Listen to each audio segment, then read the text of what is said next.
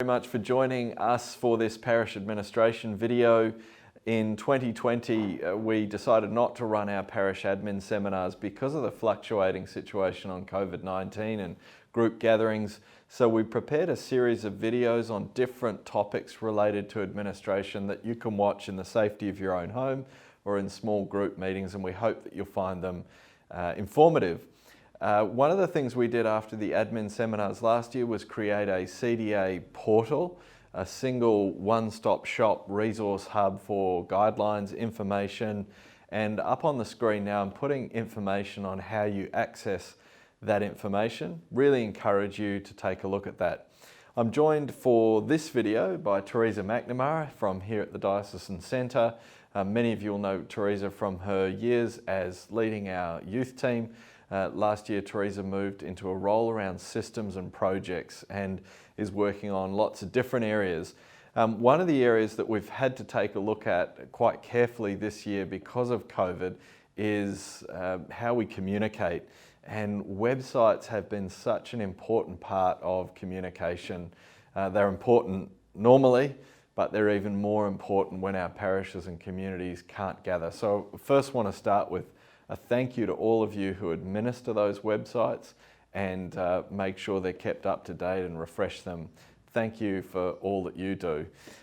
Teresa, thank you so much for your work and thank you for joining me today. I know there are some changes around the support and hosting of parish websites. Can you tell us a little bit about those changes? Sure, so we have changed our website host this year so that we can provide more functionality for our parishes. As part of that, we have implemented something called Beaver Builder, which sounds like a funny name. But the great thing about Beaver Builder is that it takes things that have typically been really hard to use and makes them really easy. So none of us are really website designers or doing background coding.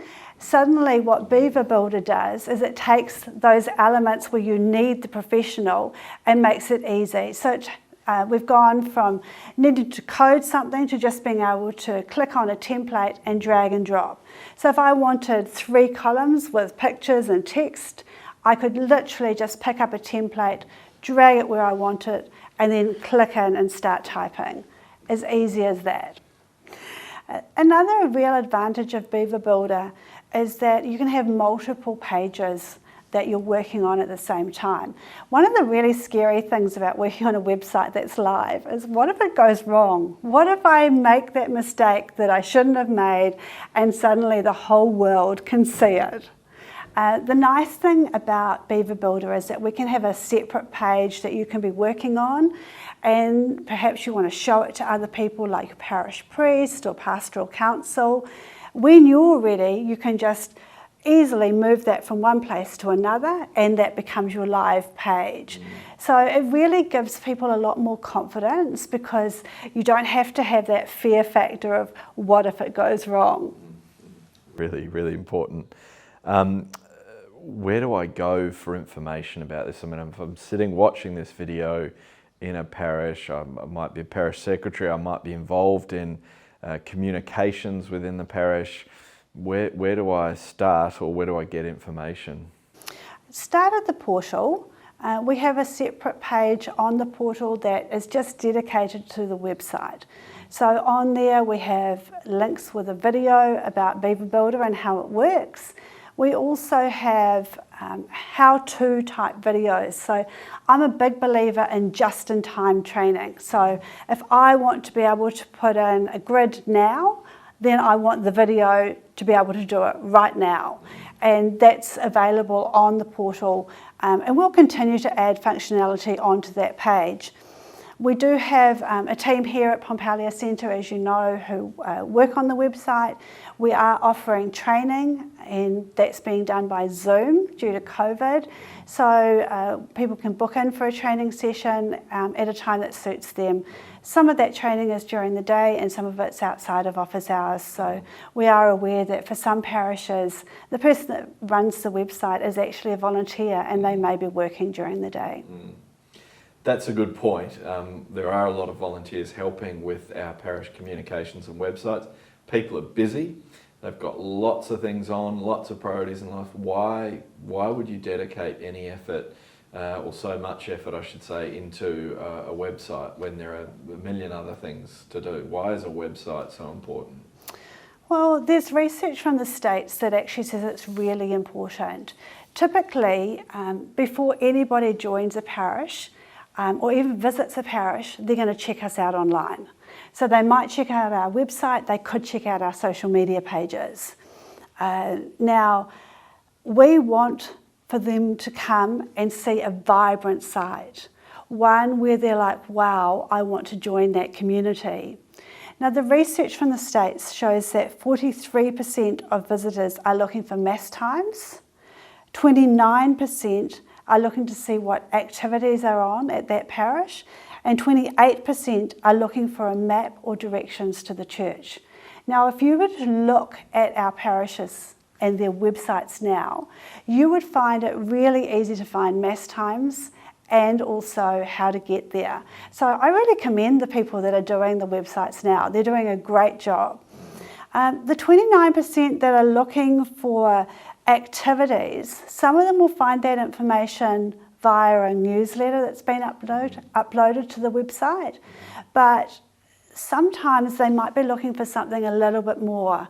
They might be looking for some photos or some type of commentary about what's happening in a faith community. Right now, because of COVID, many people are just looking for pastoral care. Who can they reach out to and get some support from? So a website is really important because it is the front door to our parishes right now. You know, we don't know when we're going to be at what level of COVID, and when our doors are closed, for many people the website is that starting point. Teresa, you've mentioned there the activities and different demonstration of the life of the parish on a website. In particular with photos, the question that comes up from time to time is what caution should we have around putting photos of people up on parish websites? Is there any guidance you can offer parishes in that respect? Sure, I totally agree. There should never be a photo up there that the people haven't agreed to going up. And that can be really hard. You know, you might want a nice photo of a baptism and there's several families there. Can you get all of them to agree that that one shot is going to be on the website? What I would often do when I'm taking photos at the cathedral is I'd pick a family and I'd actually just go up to them and say, I need to take a photo for our website, or I need to take a photo for our social media. Would you be happy for your photo to go up on the website? And I've never yet had anybody say no.